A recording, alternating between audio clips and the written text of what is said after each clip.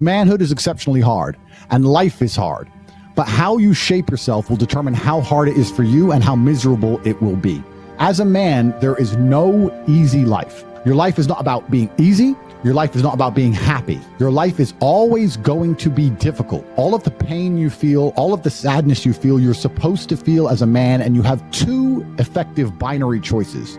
You either go through the suffering and go through the trauma and go through the hardship it takes to be a man of value, or you suffer eternity as a nobody.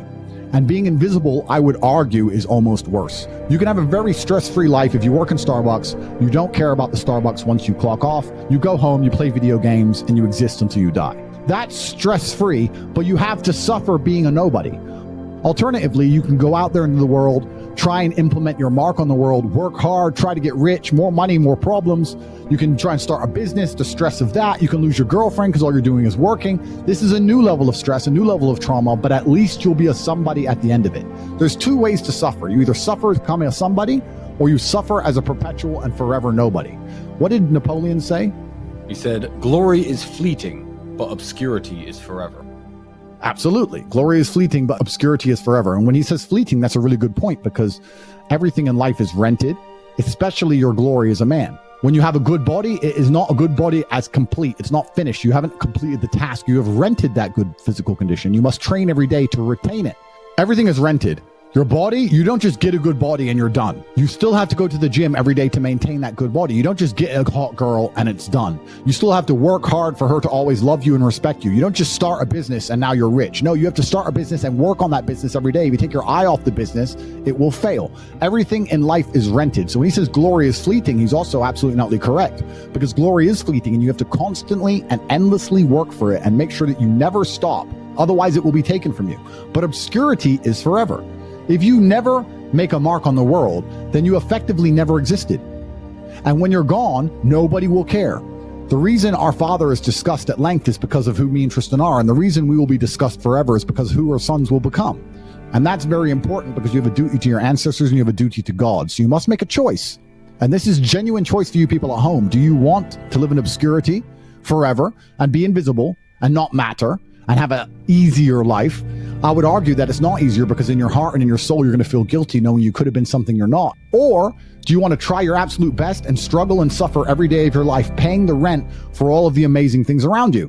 We pay endless rent. We pay rent for our bodies. We pay rent for our relationships. We pay rent to keep our kids. We pay rent to keep our business. We pay rent to keep our freedom. Every single day is work to pay the rent. It's absolutely never ending, and you have to make that choice. So if you have a pen and paper in front of you, you need to decide, do you want to be invisible with a lower rent bill, or do you want to be important and work hard and suffer to make sure that the rent is paid? It's a choice you must make, and it's binary, and you must be extremely dedicated towards the decision you finally make.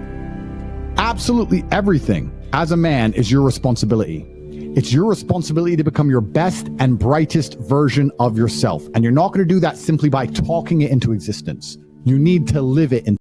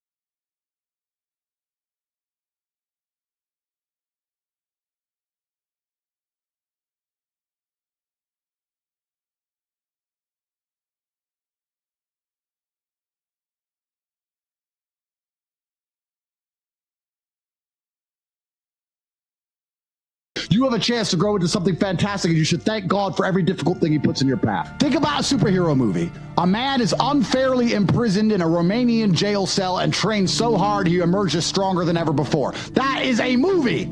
You get to live a movie as a man if all you had was some balls. We are living movie scripts. Why? Because we have bravery. Most men sit there and wonder why they're depressed because you don't get to live a movie. You're not the main character of anything. You're not even a secondary character in anyone else's movie. You're an unimportant nobody because you were afraid your entire life. You've lived like a coward your whole life. You were afraid of what might happen if you have some balls. And then you wonder why you're depressed. I'd be depressed if I was you. Of course, your life sucks. I'd rather go to jail as me than live free as you. Because when you're free, you can't even do anything. You can't go where you want, you're broke. You can't have sex, girls don't want you. You can't speak because no one listens. So what are you free to do? You're more in jail than I ever was. My mind is free. I'm allowed to think what I want to think and say what I want to say. They have thoughts and they go, don't know if I should say that. They second guess themselves. They're their own worst enemy. Every single part of me is on my team. I have enemies who want me dead. Fine. But every single part of me, my mind, my hands, my legs, every single part of me is on my team. My body doesn't second guess itself. My mind doesn't turn on itself. We don't break and self-sabotage. There's no civil wars inside of Andrew Tate. A lot of men no longer have shame. You have no shame left. You should be too ashamed to be a coward. You should be too ashamed to do the wrong thing. Where's your shame? Well, we destroy that, right?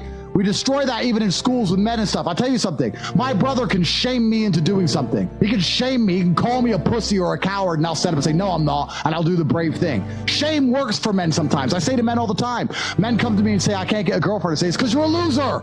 You are a loser. Change that fact. Come to me and prove to me you're not a loser. I will shame him, and he will react to it, and his life will improve. But now we have men with no shame. They'll walk around with no shame at all, and then we wonder why we have a whole bunch of cowards. Cowardice is always the easy choice, but you should feel too much shame to take it.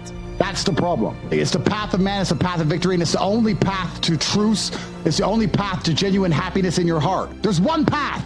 There's one. There is one path to happiness, and that is masculine strength, and that is eating pain for breakfast and becoming a better person. The flavor of life is pain. You try to change the flavor, you're going to end up disappointed, you're going to end up weak, you're going to end up miserable. Accept the flavor and learn to love it. That's the only path to genuine competence and happiness within yourself as a man.